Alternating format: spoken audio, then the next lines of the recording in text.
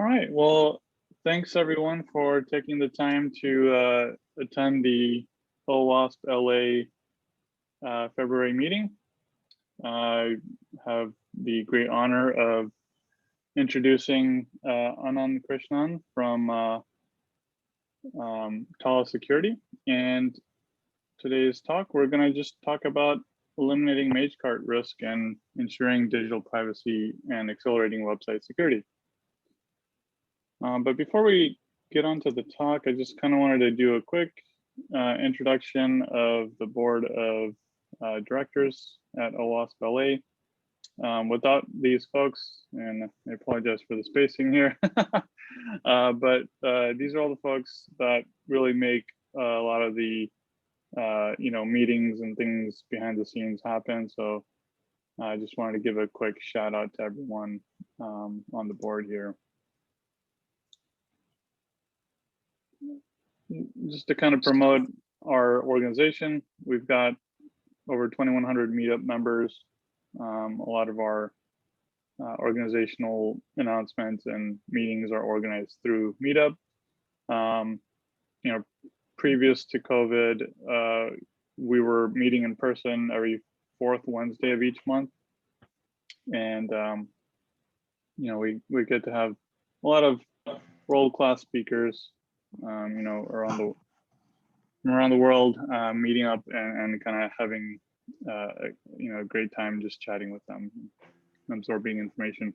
We also host AppSec Cali. I'm not sure if that's going to happen this year, but we'll find out soon enough.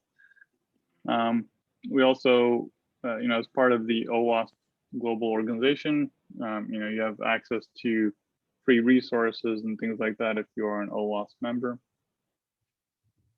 And we have over 207 local chapters in 56 countries, so it's a global organization.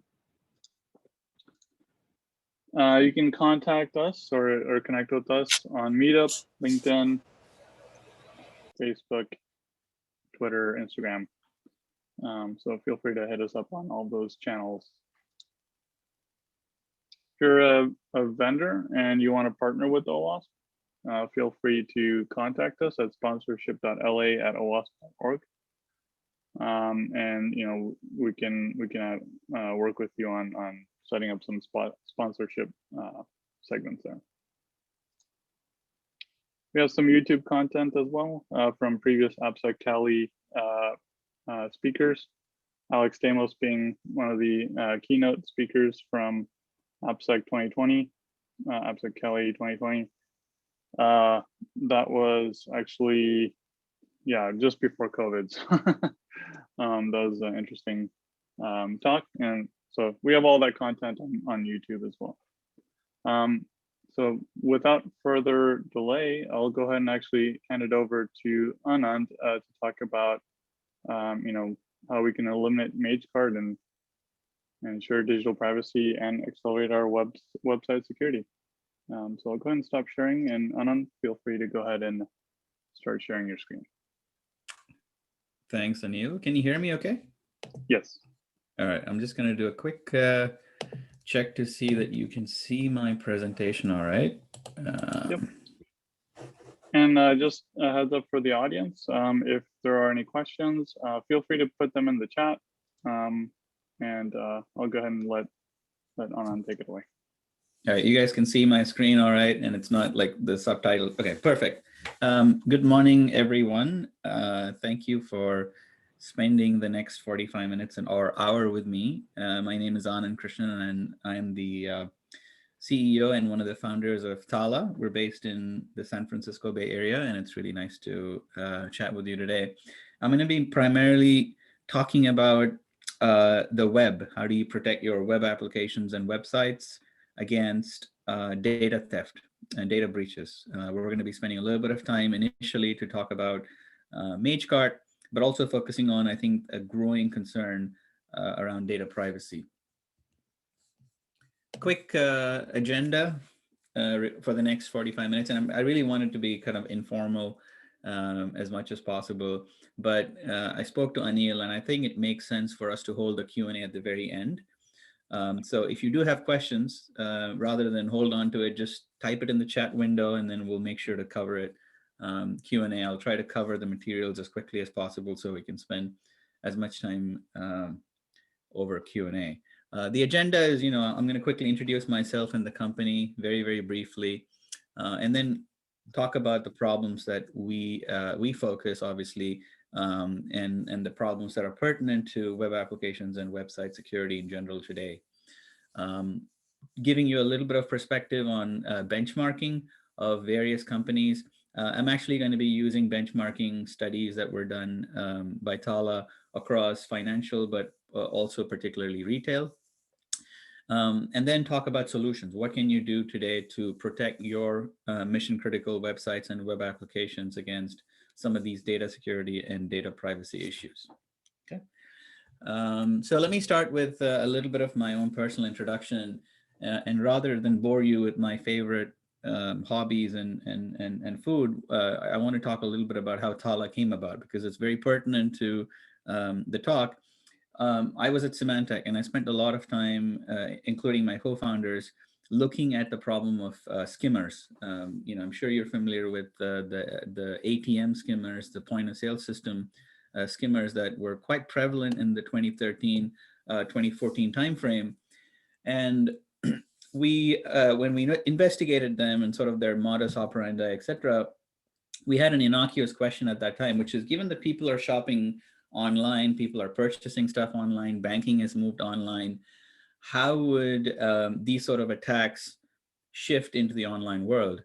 And that set us on a journey where we started looking at the architecture of the modern web, how modern web applications are built, and a couple of things really stood out. One is that the modern web had completely become dependent on third parties, and we're going to kind of focus on that more and more later. So I'll hold on that thought. And then secondly, it was clear to us that technologically, the web had become very client heavy. JavaScript had become sort of the de facto language of the web. And that meant that traditional approaches to security won't work. There were new vulnerabilities introduced on the client side, new vulnerabilities introduced by sort of the sprawling supply chain that existing technologies couldn't solve. That's what prompted us to start Tala. And we've been at this for the last 4+ years. Let me kind of start with sort of a baselining of the problem itself. I think the reality is that, we're obviously still living in the COVID world. Hopefully we'll be out of this very soon. But, from our perspective, the web has become sort of a very, very important point of focus for security teams, because it's such a more critical part of your business overall, right? People aren't shopping online. People aren't shopping, in brick and mortar stores. Everybody's shopping online. A lot of retailers have sort of moved their focus essentially to the online world, especially in the web. So this has made attackers also salivate and move their attacks more and more to the web. Our focus is really around data security, and that's really going to be the focus of the talk overall. When you think about the kind of information that an attacker has access to within the browser, it's actually quite scary, right? If you look at an average web application or website, number one, you have lots of input information that the users enter into their websites, right? It could be credentials, registration information, could be personal information like street address, credit card information, social security number. All of the information that the users type into the browser is actually available in the clear at the browser before it gets encrypted or tokenized.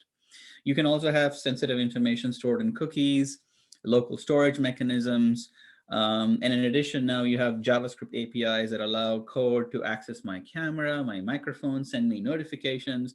So there's a lot of things that an attacker can do if they manage to get into the browser of a web application or a website, as in the client side. And there's a very, very vast and burgeoning, mature, I would say at this point, dark web ecosystem where if an attacker manages to break into a website, steals credentials or credit card information, they can make a quick buck by selling it in the dark web instantly. We've seen the price of card not present or CVV information go up quite significantly given that, again, more and more people are shopping online. Groups like Magecart, I'm sure you've heard about Magecart, have become sort of a menace. We've seen a number of large organizations, as well as retailers in particular, fall victim to their sort of attacks that are oriented towards stealing credit card information. But we think that attackers can actually steal a lot more than credit card information. They could be recording this session, they could be taking pictures of me, they could be stealing my credentials. And one of the biggest challenges with the web is the predominance of third parties. And these third parties, because of the way JavaScript works and because of the lack of kind of access control on the browser, JavaScript code in the browser has access to all of this sensitive information. And they are not just dropping cookies, but they could be actually reading sensitive information and potentially collecting it and sending it over the wire. So if you look at the data problem, ultimately, how do you protect all of the sensitive data that's available to an attacker of the browser? Because this is customer data, this is actually potentially server-side reflected data. How do you secure that? That is a problem. The other significant thing that's happened in the last couple of years is, of course, the focus on privacy. There's been a flashlight that's shown on privacy-related issues. You know, we have GDPR, we have CCPA, and sort of an increasing number of regulatory constraints that companies have to adhere to. Historically, at least in the last couple of years, people have mostly focused on having cookie consent banners on your websites. The problem is there isn't technology that actually confirms that those cookie consent preferences that the users have chosen are being met. You know, what if a website you know, serves cookies that the user hasn't adhered to? There is no technology or capability today to understand this in the first place, mainly because companies don't really have a handle on the third parties that are there in the websites in the first place, right? There is a sprawling ecosystem of third parties, as I mentioned, and companies really struggle to understand who they are, what information they're collecting. A lot of times these third parties are introduced by marketing teams. Security has almost no oversight. So these are some fundamental issues that privacy regulations have sort of cropped up. The second main thing that we're hearing, and we'll be hearing more and more, is this notion of privacy by design, right? How do you build privacy into your CI/CD pipeline, into your build pipeline? And it sounds like, you know, motherhood and apple pie, and it's, you know, it sounds very nice, but the reality is you cannot implement privacy by design if you haven't, if you don't have hooks into the design cycle, if you don't have the ability to understand what changes are being made to the code base, what changes are happening to your websites, monitor those changes, and identify what kind of privacy implications these changes have. For example, you know, having a monitoring system that allows you to say, hey, on this day, my marketing person added Google Analytics to these different web properties. And because of that change, Google now has access to all of this potential sensitive information about my users, and they could be capturing it. So this kind of early warning mechanism needs to be implemented across enterprises to really be able to do privacy by design. And then ultimately, you know, where the rubber ultimately meets the road is when you have a data breach, right? So you can say all you want about cookie consents and having, you know, agreements with your third-party data collection mechanisms, but at the end of the day, if the data itself is lost, then you are on the hook, which is what we've seen with the likes of British Airways and Ticketmaster, who have faced significant GDPR fines, and many other companies that are facing CCPA and other GDPR-related privacy lawsuits. So ultimately, privacy has to meet with security. Security has to play a significant role in enabling privacy, not just through monitoring, but also ultimately through data protection mechanisms. A couple of other interesting aspects related to the web and these kinds of client-side attacks that we are seeing a lot is if you're not adequately protecting the client side, as in if you don't control what kind of code is running on the browser, then you really don't control the user experience, right? The users could be coming to your website and shopping for stuff, or looking for products, but they could have a malware or a malicious extension, or potentially adware that is injecting an ad for your competitor's product, or they could have redirection links that take them out of your website to a competitor's site, right? Your marketing teams are spending so much money in bringing leads into your website, in bringing eyeballs into your website, and now they're being driven away um, or funneled away to a competitor or potentially a malicious site. And that actually has a direct implication for conversion rates, right? Website conversion rates will go lower. People abandon their cart, so cart abandonment rate goes up. So security, good security on the client side actually has a significant business driver. For example, our customers see anywhere between 1% to 4% improvement in conversion rates by implementing security controls on the client side. So, for the first time, security teams can actually play a business role as a business enabler. And then finally, this is obviously top of mind for so many of us today. What is the implication of the SolarWinds hack? And there's so much focus on the fact that, of course, SolarWinds is a third party, right? And at least our current understanding of this problem and the hack and how it happened is that attackers managed to break into the kind of build process of SolarWinds, right? Essentially corrupt their software. So it wasn't really a vulnerability. They managed to literally write into SolarWinds. Now, if you think about it in the context of the web, and we'll get into this more in when we go through the statistics for the retailers, you find that the average website has many dozens of third parties that are shipping JavaScript directly into your user's browser, right? These could be employees, it could be customers, partners, remote workers, etc. And you literally have no control over not only the build process, but actually the code at all. It's going directly from these third-party domains to the browser. So it offers attackers a ton of opportunity to not only be able to compromise your website and steal information, but be able to do so without any detection mechanism, right? Because the code is going directly from a third party into your user's browser. We've seen a lot of this already with Magecart, but the reality is this could be used in even more nefarious ways. To break into mission critical applications, break into, for example, admin consoles. So protecting your web applications and websites on the client side is becoming absolutely critical. You need to make sure that the code that's executing in the browser is trusted, hasn't been tampered with, is not malicious. You need to make sure that the content is approved, and you obviously make sure that the data exchanges that happen between the browser and the server side, they are mediated and ultimately are consistent with your policies and with your agreements with third parties. So this is the problem. How do you protect code, content, and data happening at the browser side of your web application? Now, historically, there's been this tension that the more security controls you put anywhere, whether it's the network or the endpoint or server side, you're going to have a performance impact. And that has always been a challenge for security, right? You don't want to install security that is ultimately going to degrade performance, because that usually isn't welcomed by your business partners.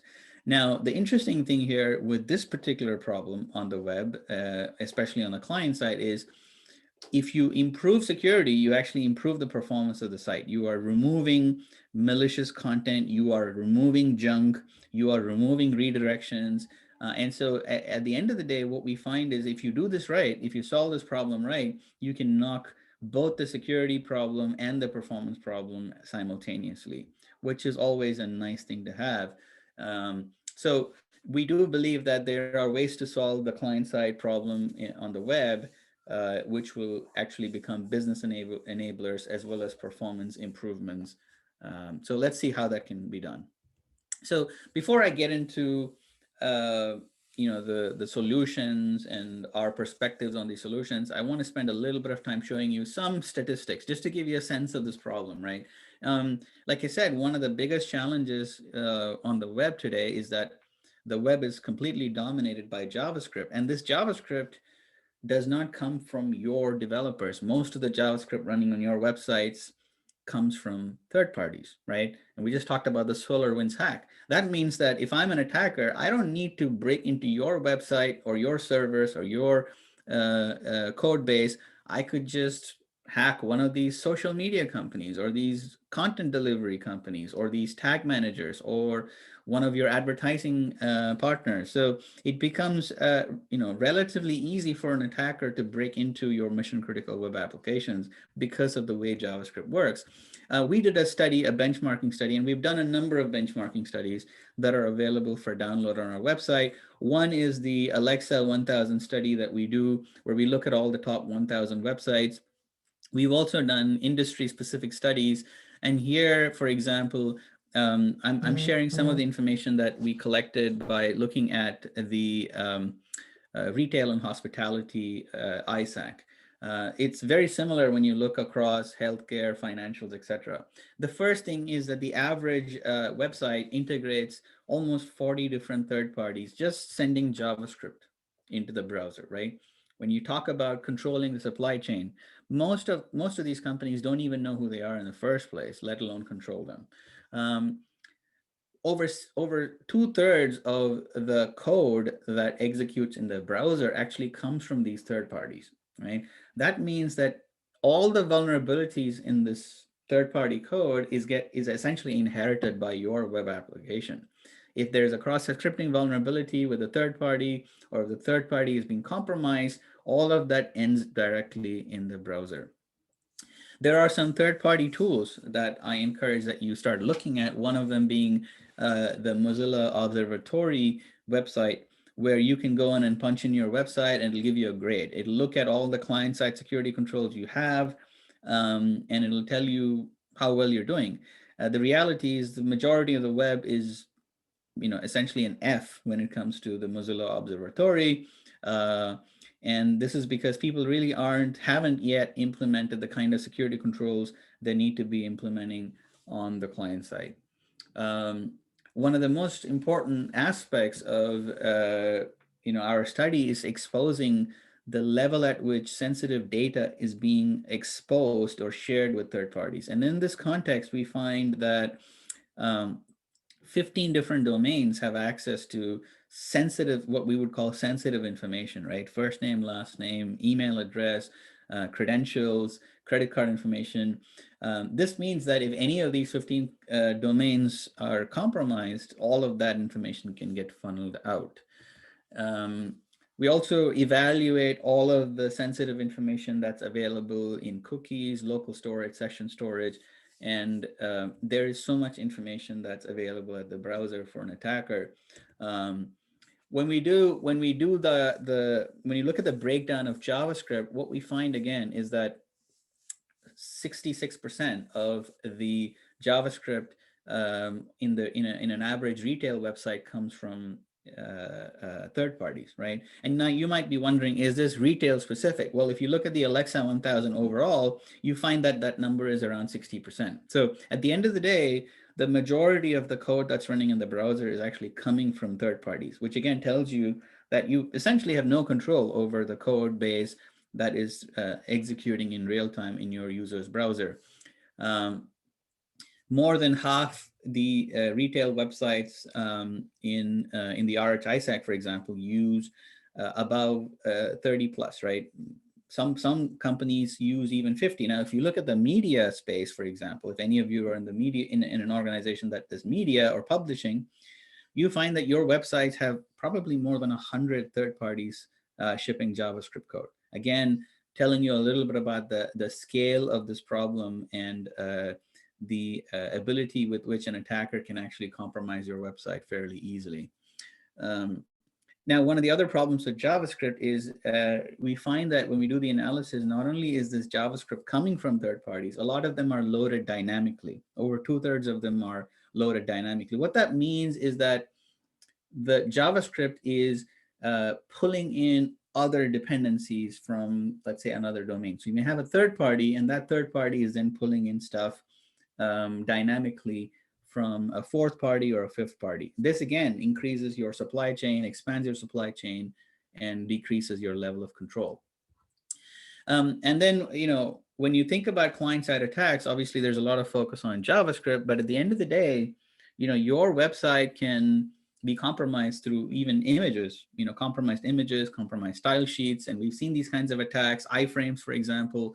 And so it's very important that you not only look at the JavaScript supply chain, but also the overall content supply chain, right? Understand what kind of content, third-party content, third-party code you're using is an absolute must-have.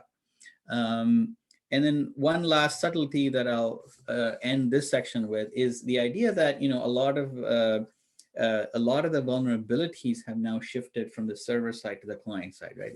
SQL injection is still a significant problem, but cross-site scripting has quickly become the number one problem on the web. Most bug bounty programs, the number one source of vulnerabilities is cross-site scripting. And even within cross-site scripting, because of the nature of the modern web and the amount of processing that happens on the client side via JavaScript, new families of vulnerabilities are being discovered. DOM-based XSS, for example, is still a fairly poorly understood problem, and it's a problem that vulnerability scanning, traditional paint tracking, etc., don't do a good job of discovering.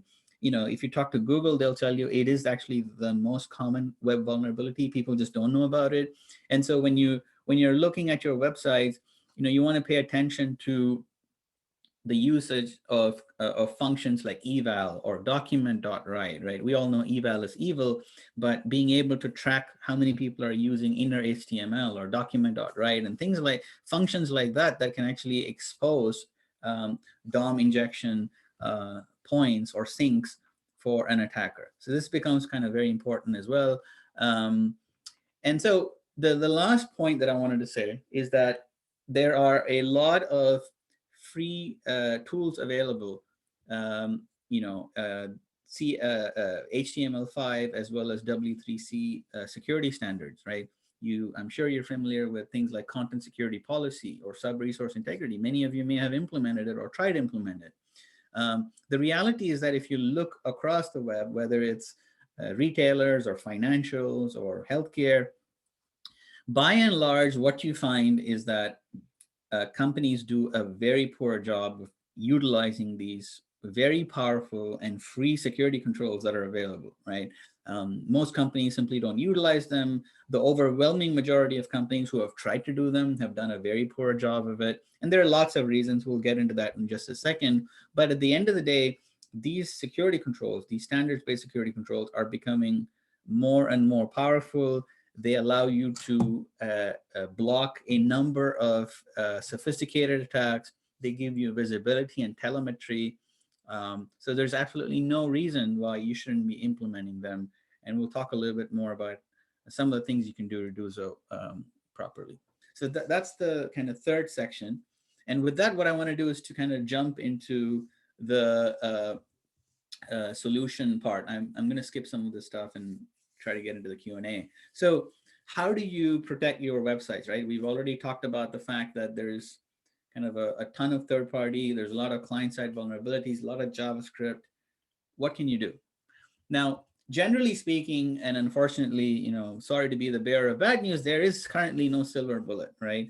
There isn't a single solution that's going to solve all this problem. It's a pretty complex situation, even though this is a fairly new kind of vulnerability considering the overall scheme of things. The reality is that the browser is pretty complex. And like I said, there's so many different intricate connections. So there isn't a silver bullet. Now, there are three different approaches that you can use and solutions that are available in the market. And I'm going to give you our perspectives on what's good about them and what's not good about them. The first one is scanning solutions. And you should absolutely have a scanning solution, right? You should have the ability to scan your web properties, make sure that, these scanners are using, either known signatures or IOCs of skimmers or domains that are associated with skimmers. and can flag them for you, right? Make sure that you're not already compromised.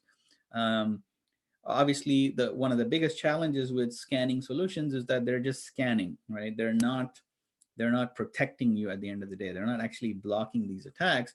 But more importantly, what you find is that these scanners do a very superficial analysis of your websites. They might scan your homepage and maybe a couple of other pages, and they may never get to the more sensitive parts of your application. So this is one of the true limitations of just using an off-the-shelf scanner.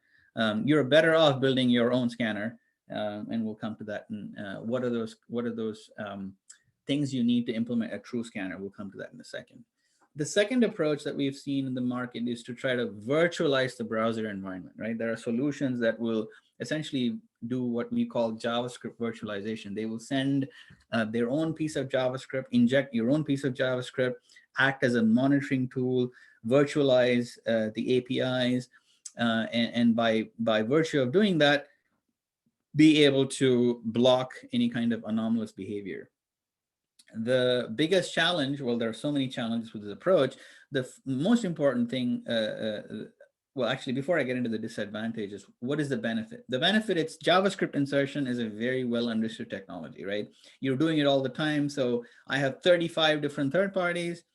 Heck, why not? Let me add a 36th one and it's going to secure them, right? So it's a well understood technology, and so kind of easy for our heads, for our teams to grasp them. The problem is it has a fundamental security weakness, right? If you are trying to ship good JavaScript into the browser to protect against bad JavaScript, you have essentially the same privileges and access that an attacker has. And that simply breaks security 101. You always want to be at a higher privilege level or a lower layer of the trusted computing base. So it just breaks security 101. And most of these JavaScript virtualization solutions are extremely easy to break. Our research team consistently looks at some of these solutions, and it's almost ironic how quickly the solutions can be broken. Their beaconing systems can be neutralized. You're also introducing a single point of failure, right? If your JavaScript is compromised, you're essentially adding to the stack. More importantly, because the solution is a JavaScript file itself, the attacker can pretty much read everything in your code. Like they can see all of the code that you're writing, which means that it's actually very easy for them to evade or reverse engineer. So one of the fundamental problems with trying to ship JavaScript for these kinds of problems is that an attacker can literally see everything you're doing. Now, JavaScript, of course, is a wonderful technology for detecting bots. It's a wonderful technology for collecting performance metrics, but it's just not a good technology for this problem. And then finally, the standards-based controls. We talked about it briefly: content security policy, sub-resource integrity, permissions policy. It used to be called feature policy, HSDS, certificate stapling. You have refer policy. There's almost a dozen security controls that you can use now that will protect your browser against unwanted code, unwanted content, unwanted data collection. You can stop people from accessing your user's camera and microphone and geolocation and all of that good stuff. So why aren't people using it? We already saw the statistic that very few companies are using it. So the good news is that these are very powerful. They're proven, right? Companies like Google use it every day and evangelize it.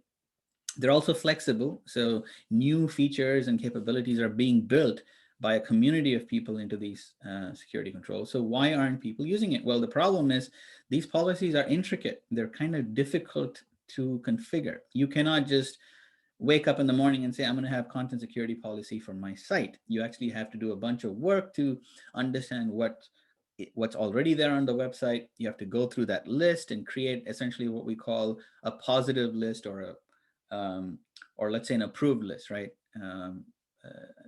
Trying to avoid using the term whitelist.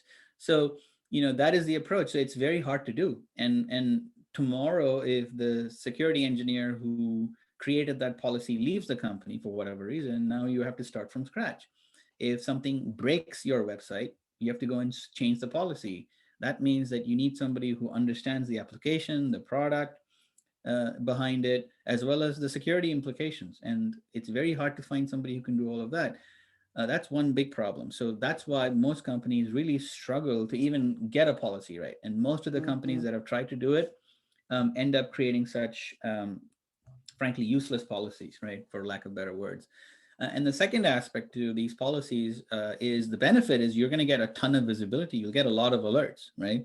Anytime there's an anomalous behavior in the browser, you're going to get an alert. That's wonderful. Except the downside is you are going to get a lot of alerts. You know, if you have a website that has 1 million users a month, guess what? You're going to be inundated with millions of alerts. And who's going to look at them? Who's going to see if this is noise? Is it coming from a browser extension? So because of all of these reasons, these standards-based security controls, unfortunately, haven't been utilized properly. So the bottom line is that these are the three approaches that are available today to you, right? Having a scanning solution, which is what we would recommend. JavaScript virtualization. The problem with JavaScript virtualization is that it's easily broken. It's a horrible security mechanism, but it's actually a wonderful detection mechanism. So if you can do it synthetically, if you can do it synthetically, then you actually get a lot of the benefit out of JavaScript virtualization that you should be able to. And then finally, standards-based controls, right? These standards-based controls are available for free. You should implement them.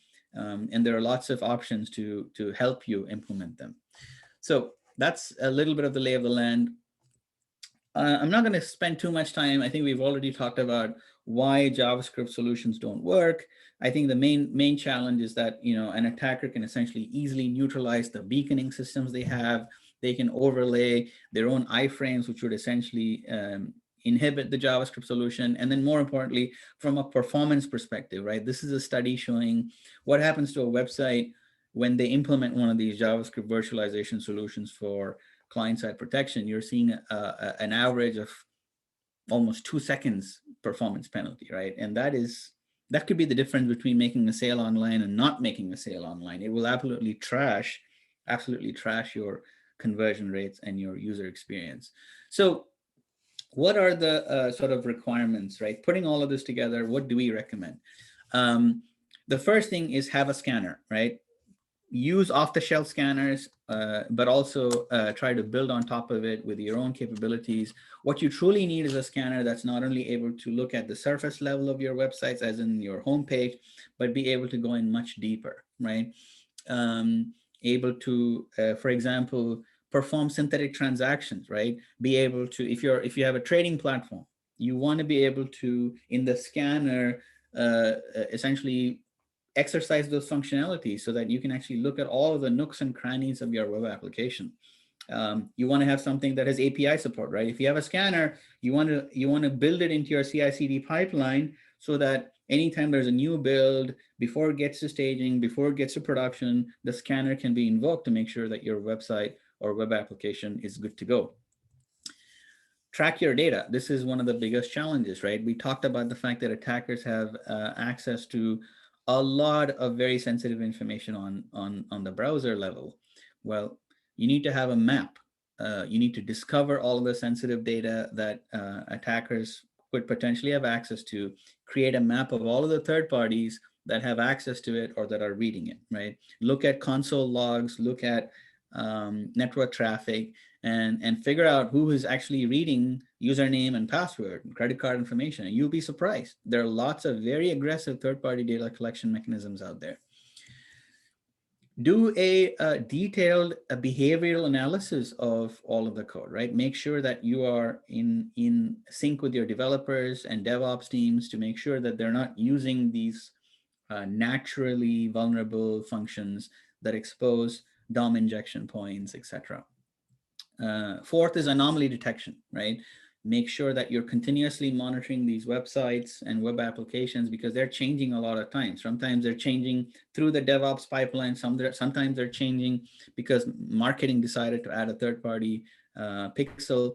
So constantly monitoring them is absolutely vital for early warnings, early detection mechanisms, and so on and so forth. Use third-party intelligence, right? There are lots of wonderful third-party intelligence sources that will help you understand if the changes that are being made are good or bad. And then finally, implement these security controls, right? Our experience is that the companies that have implemented them have gotten a ton of ROI from implementing things like content security policy. If you want to really protect your JavaScript supply chain, sub-resource integrity is a wonderful way to do it. It's hard to implement. If you do it right, you get incredible value. So there's incredible value to be obtained by implementing these controls.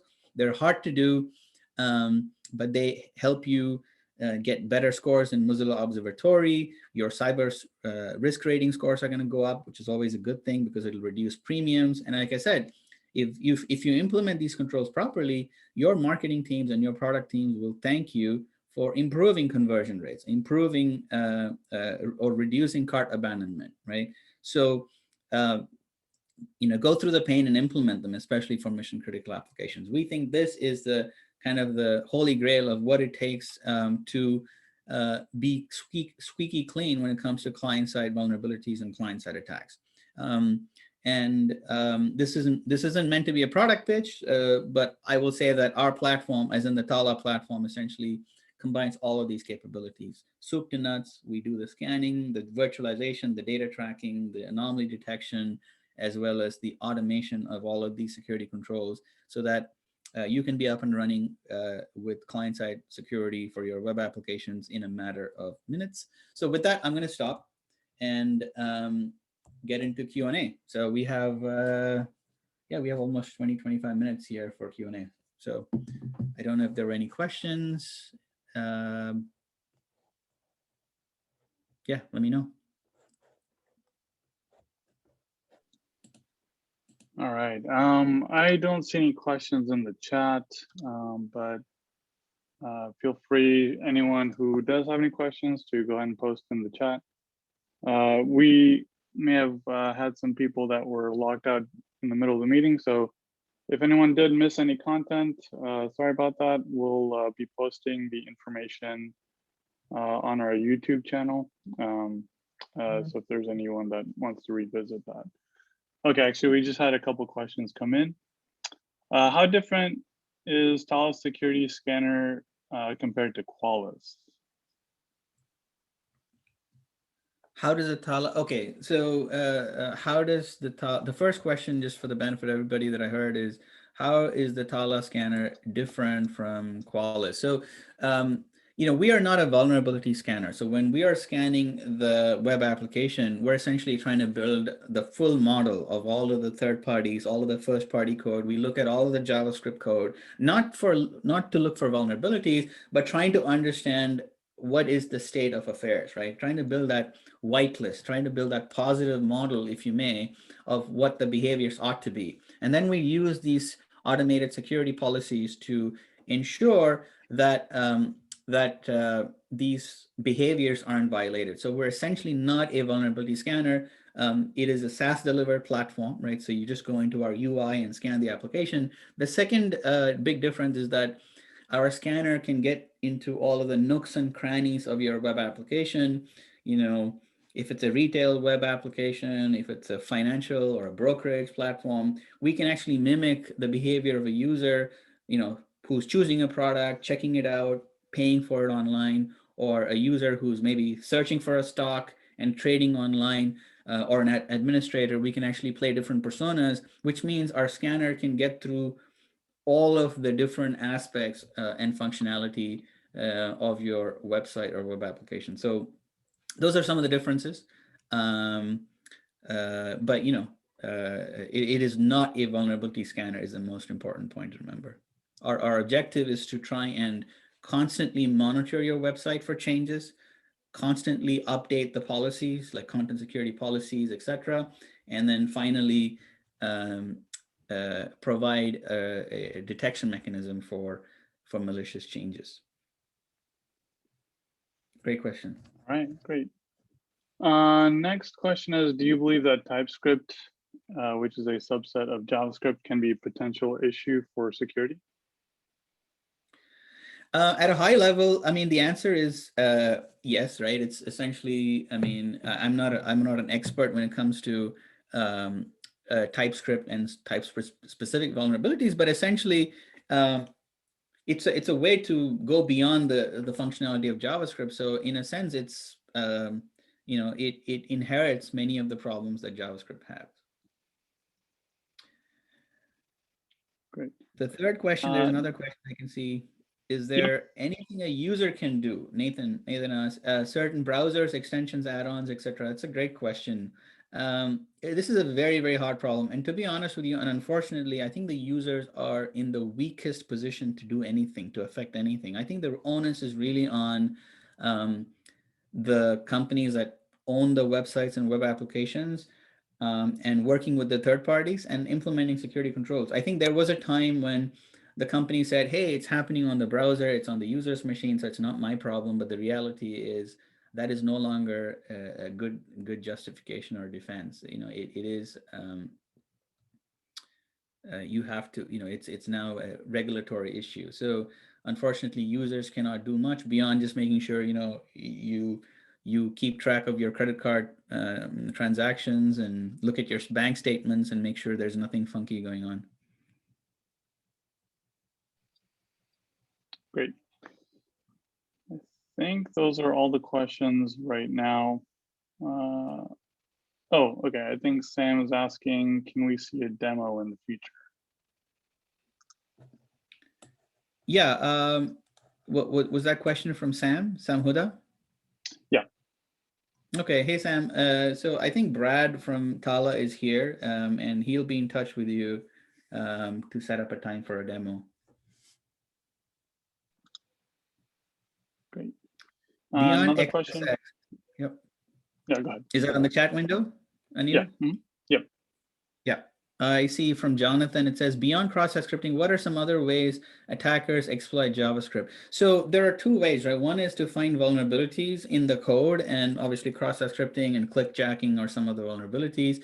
But the other way is simply to go and modify the JavaScript. It's no longer a vulnerability. You're essentially modifying it. And in some cases that has happened by, poorly configured S3 buckets have been used for launching attacks. So, the bottom line is it doesn't necessarily have to be a vulnerability. If an attacker somehow, like in the SolarWinds example, right? The attacker was in the build process. It wasn't really a vulnerability that they were exploiting. It was probably a server-side vulnerability, but not necessarily a code vulnerability. So you could have a third party whose code has been fundamentally modified, and so and that ends up obviously coming in as JavaScript into the browser, and it's going to have it's going to lead to a breach, as we've seen. For example, British Airways, that was an example where an attacker went in and modified the code in the British Airways server. So it's not a cross-site scripting vulnerability per se.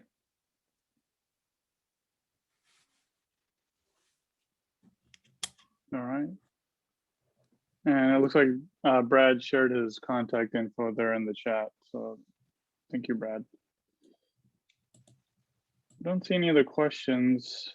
If you want, feel free to either post on the chat, or if you want to unmute, feel free to do so. Yep.